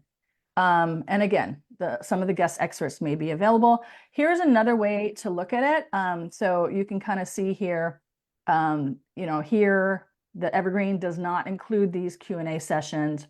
Only the premium VIP offers this VIP one-on-one consultation bundle. This is on our website as well. So, or you can take a screenshot. Okay, so Rachel, do you want to talk about the option of a DIY approach? Do you recommend them to do it? Because we all did, and we realized it was quite a slog. Yeah, as Kate has said before, if I did this again, I wouldn't do it in the same way, because there are so many pieces of the puzzle that you could put together ahead of time with that experienced eye. So one of it is knowing all the different roles the hub owner plays. Like, it's not just a contact person, it's not just the email composer, it's all sorts of things. One of my favorite things that I like to do is ask other hub founders, like, what's been a surprising role that you've been? And before you know it, like, oh, I was also the cleaner, and I also took out the trash, and I also did some gardening. And so you just don't know. You need to have some of these thoughts ahead of time. We want you to attract the right families for your program. I know you're going to be super excited to launch and just want to take everybody, but some programs really need the right people. So we want you to strategize before you start accepting applications. We'll help you with that. Learn our approaches, learn our methods. The next one, effective policies. This is key. It's just setting those proper expectations ahead of time. And you'll be able to piggyback off of our examples. So you don't need to skimp on these things because we've thought of it already. We have these things in place. The same with the safeguarding of the hub. We'll help you uncover some of the potential risks. We're going to talk about issues we've had, issues we've witnessed, and that it's an ongoing process. Finding the right team. I mean, again, you can probably anticipate some of the issues you might have if you don't have the right people working with you. And also, what are the things that you're going to take care of personally versus hire someone? You could hire it out, or maybe you're just going to take care of it yourself. The real life pros and cons of amenities. So you want to offer meals, we've got experience with that. You want to offer accommodations, we've got experience with that. We can help you pick apart what it is you want to put the effort and the time into to provide for your community. It'll help save you some of the headaches. And sometimes it's worth the headache. We could tell you that too. Like, yes, this took a lot of time to organize, but it was perfect. The next part is managing your business. So all the legal, accounting, the payment collection, we've done this. We can help you find what programs are going to help you do this most efficiently. And we want you to have a comfortable system for vetting families. You want to get those right families in, and you want people who resonate with you and your program and your energy and what you want to create for the world out there. Okay, Kate. So we're gonna take you all the way through this. So we want you to be able to build something that will be sustainable, that will maintain your family for as long as you want it to. And so we'll cover things like who you want to bring into your team, who is going to add value to you, how do you choose your staff, and how do you train them, how do you put those pieces in place, what tools and technologies to use, having plans for handling and diffusing difficult situations. You will have to be the moderator between other families that are falling out. You'll have to handle really difficult situations between children, things that you probably are not practiced in if you haven't spent years in social work or in education. So there's a whole new skill set that you'll need to build. Talking about offerings and policies, and how do you make templates and things that make your life easier to add new things into your programming, how to look ahead, thinking about snags and plan Bs and what will you do. So we'll walk you through all of these things from right at the beginning, from an effective sales and marketing plan. How will you attract the right people? How do you walk them through? How do you make sure that you're protecting everybody that comes in a way that makes people feel safe, makes them feel that they belong. So there's a whole skill and art to making sure that you are doing the difficult things with grace and with professionalism. And when you can do all of those things, you will earn yourself a World School All-Stars badge. So that people who are looking for hubs that have been designed by people who've really put a lot of thought and intention into their hub, having this kite mark, if you like, on your hub will tell families who are coming that you have been through all of these steps, that you have thought about all of these things, and that you have got everything in place professionally. And I think that for me, the really, really wonderful thing about joining this cohort is that you are going to be joining a team of incredibly compassionate and awesome hub leaders who have put their heart and soul into what they do.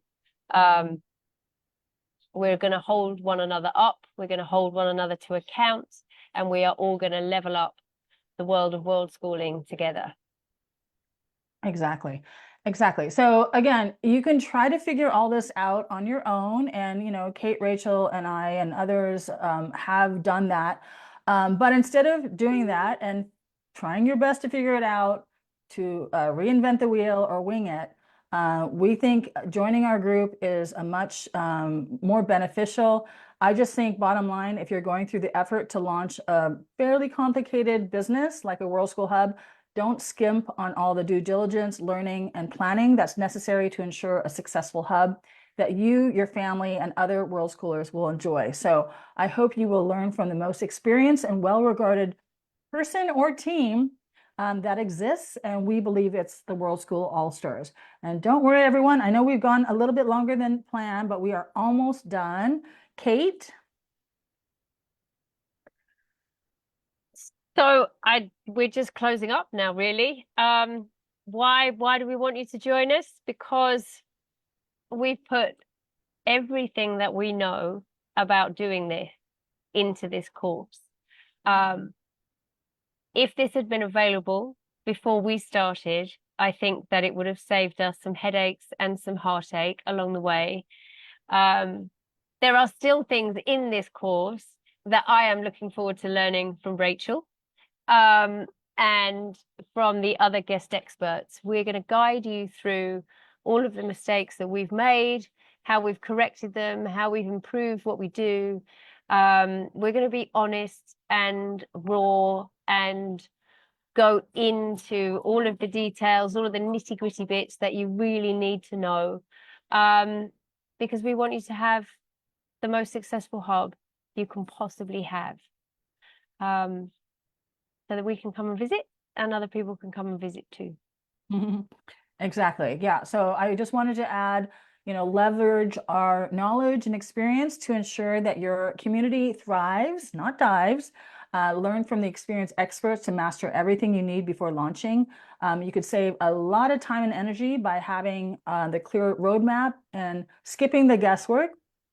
Start strong, set yourself up for success, and avoid the common mistakes, and build a stellar reputation. Your reputation is gold as a trusted and admired hub creator, and you know, create a thriving, sustainable community that your family and the other greater world schooling community will love for years to come. So just imagine the future possibilities for you and your family when you've launched and are living your dream life, leading a stellar world school community somewhere magical. I hope you'll pick an awesome place that we'll want to visit. So with our help, you will be well on your way. So we invite you now to register at worldschoolallstars.com. I'll put the website link down below soon after I'm done with this presentation. So again, worldschoolallstars.com. And let me actually stop sharing. Oh no, I can share. Yeah, let me show you our website. So this part is just registering, but I'm deleting that soon because the rest, our real website is now ready to view, and you can look through it all. a little bit, bigger bio for the three of us, plus our guest experts. And then also the content that we discussed during our thing and everything that you will get. Also FAQs. So please read through that. And then also you can contact us if you have questions.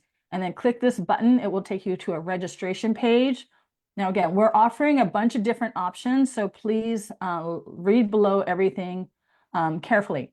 We are offering the super early bird rate. And instead of paying everything at once, you can pay us a 25% deposit now and lock in that rate. Okay, so for example, I'll put my stuff here, and then you can see, you can also add the $400 VIP bundle here. So if you do that, then you will pay $700 US, and you put in your credit card, Google Pay, whatever you have. Please make sure to read our terms and conditions. Are pretty standard. Okay, but please make sure to read it before you join us. And again, I have a countdown of when the super early bird rate is over. If you change your mind, we will give you back your $300, whatever you paid, minus the credit card transaction fee, because those are real costs. But if you're already convinced, and I love this gal, then go ahead and pay for the course. Now, obviously, you want to pay this $1,200 rate because it's the lowest rate. And this explains it all, what you get, all the different options. Okay, and then once this expires, this will disappear and you'll need to pay the early bird rate. Once this expires in 28 days, then you'll pay the standard rate. And again, we have this VIP add-on, or you can do the a la carte. If you've already launched a hub, reach out to me in the contact thing down below, and we will have a special offer in exchange for a story share from you. So please reach out to me. And again, the option comparison is there.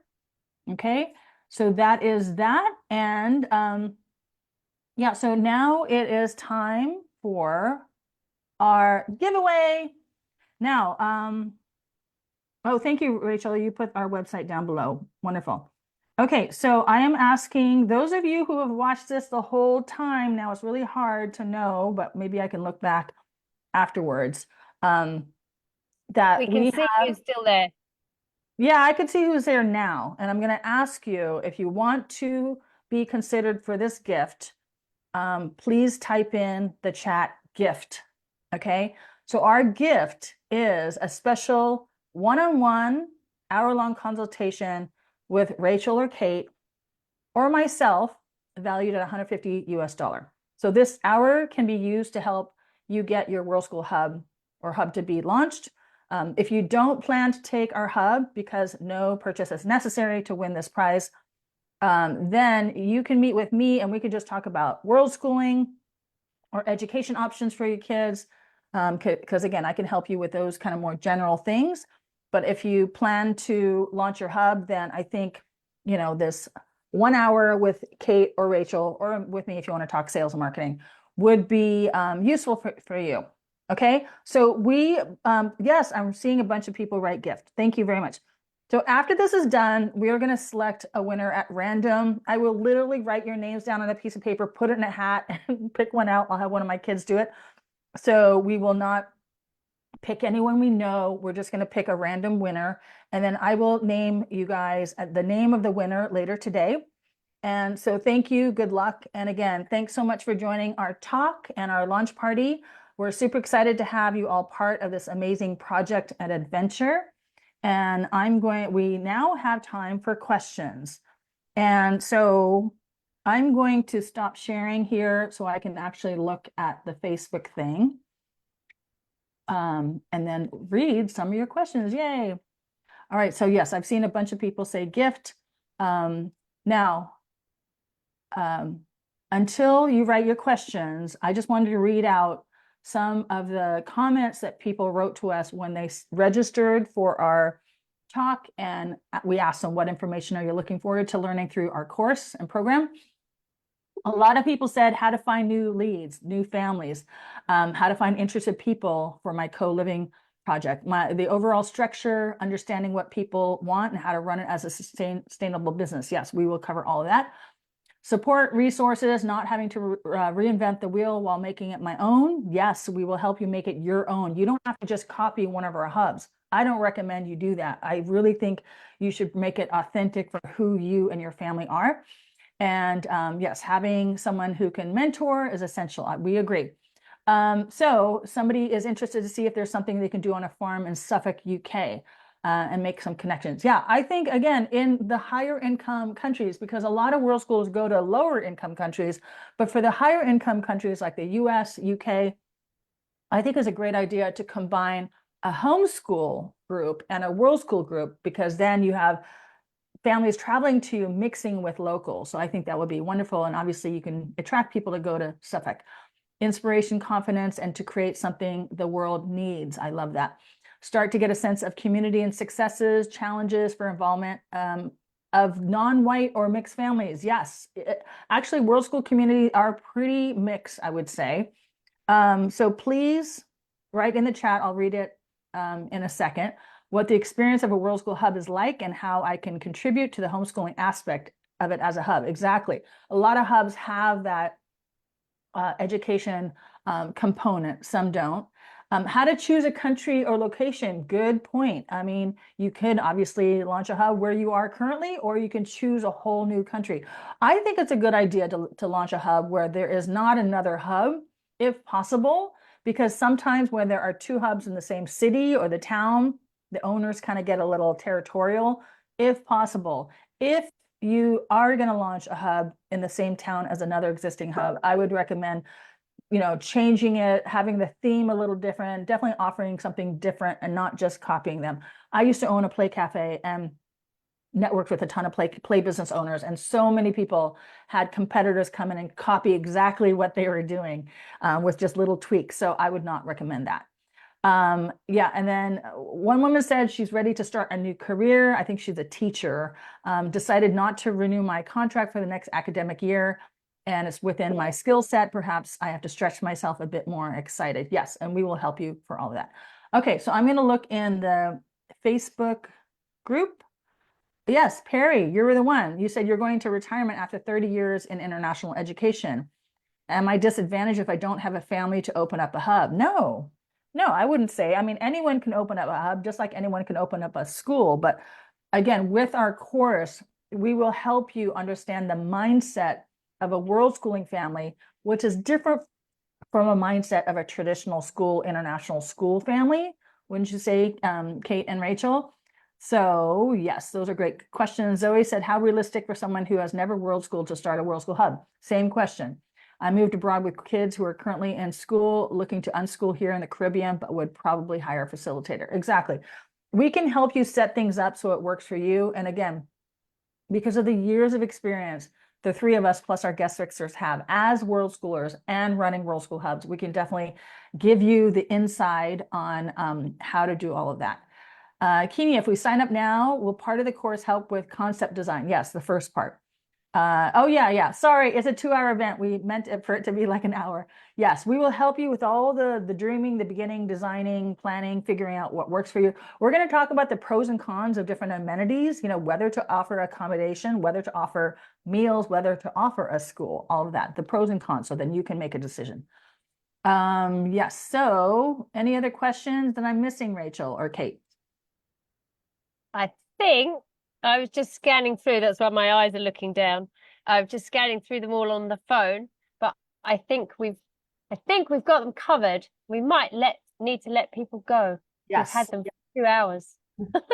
Thank you, everyone. And again, please write in the chat the word gift, and we will enter you for our prize of a one-on-one with one of us, either about launching a hub or talking about world schooling and education options with yours truly. So thanks, everyone. Again, sorry for the mix up with not being able to stream in our Facebook group. Please join it if you haven't. We will put the link down there. Investment ballpark. I think I mentioned the super early bird rate is $1,200 US, and then it goes up to $1,500, and then there's a VIP package. So it's all on the website. Lisa said, I'd love to found a hub in the future, but I'm focusing on another project right now that will help support hubs and the world schooling community. Awesome.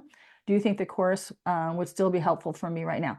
Yeah, again, you can take our evergreen course later, but you're not going to get the support, the live support with Kate, Rachel, and myself, or I'll run something for a year. So the premium cohort is a one to do. Again, we're going to be releasing it over 6 months. So you will have time to digest information. You don't have to act on it right away, but it will be there. The access to our course, it'll be on a course platform. It'll be there for years to come. So you can use it in the future and just start, working on it now, a little bit on the side. So you don't have to go all in. Some people may want to go all in. And I've had people say, I needed your course 6 months ago because they're already launching theirs on their own. And obviously it's overwhelming. Okay, so Liz, I'll just chime in investing real on quick. opening a hub. Yes. Okay. Carrie, Yeah. we will talk about that in the course. Now, it totally depends on what type of hub you do. It can be minimal investment, or it could be, hundreds of thousands of dollars, millions of dollars if you buy your own property, right? So we would recommend starting small and building up. I do know Emmy, who runs the hub in Bansko, she first started with renting rooms in a resort, a hotel, having everyone there, and they just had an extra big room. The next year, she moved to a bigger venue, and then the year out, and it was not so great. I stayed there. The year after that, she moved to a better and bigger venue, and then now for the 5th year, she's in a new space. So she grew, and again, she was only paying for the accommodations and the space. They took over like a co-working space that they needed. Now, if you want to go big, you can raise the money, from friends and family or investors, or get a small business loan. I got a small business loan when I launched my Play Cafe. It was a $400,000 launch. Luckily, 4 years later, I sold it and recouped my investments. But I would recommend starting small and growing it. So again, there will be, you'll have to do websites. You'll have to pay for staff if you hire them. There are some costs, and we will definitely go through all of that in our course. Whether you want to do a huge, big hub or start small. So it really depends on what you want to do. You can just rent a space. And we'll teach you how to look at the different ways, how to do an analysis of what it's going to cost up front, how quickly you're going to recoup your money, and so that way before you start whether you're going to need to borrow money or whether you can start with the deposits that have come in from the family. So we'll go through all of the different choices that you could make depending on where you are in your own personal journey. Yes. We will help you write a business plan, and we'll help you put together financial projections and estimates, and then when you look at that and you see how much your cost of goods sold are, your upfront cost for your space, any equipment, any supplies, staffing, inventory, we'll help you figure that out. And then if it's too much and if you can't afford it, then you need to scale back. So maybe have a ABC plan and see what you can afford. And again, you can try to get people to pay in advance. Like we're asking you, because we are paying our guest experts, by the way, we're asking you to pay in advance the 25% deposit. So that's a strategy. You say, I'm building this kind of like a Kickstarter. Please pay your deposit. It's refundable if it doesn't happen. If one of them gets run over by tuk-tuk, we'll have to find a replacement or something to continue with the course. But there's ways to test out your ideas. And again, we go through the whole research phase before you launch. Again, there's a whole process that we will help you with. Okay, so I think we're going to log off now. Thank you for those of you who were here at the end, and apologies about the delay or the tech hiccups. Lottie said, going by your course plan, I followed as you release. How soon could you expect a new hub to open run? Again, we may have people taking our course that have already launched or are close to launching. Hopefully we can help them build over time. We're releasing the first module. Our target date is January 31st, 2025, and then over 6 months. So end of July. If you stay on track, I would say by the summer, you could launch your hub. Wouldn't you say? Sooner if you just want to do it without our training. Yeah, you can people can build a rocket ship while they're flying it. It's just not a great idea. And Yeah. so, but if you are determined to be up and going by this summer, we can help you build your rocket ship as you launch, right? So you'll have us with you all the way through that journey. And I would say that you may want to save your one-on-ones with Kate and Rachel or myself at the end of the course or after the end of each large section. But if you don't have time for that, book it earlier. I mean, we will help you with some major decisions with things that are going to be in section 4, for example. Okay, so we can give you a little advance help if you want to book your one-on-ones with us. All right, thank you, everyone. Thank you, Kenya. And we're going to log off now. Thank you so much. And we will post this replay in the Facebook group where it was supposed to stream. And eventually it'll be on our website. Okay, thanks, everyone. Thank you. Bye. Bye. Take care.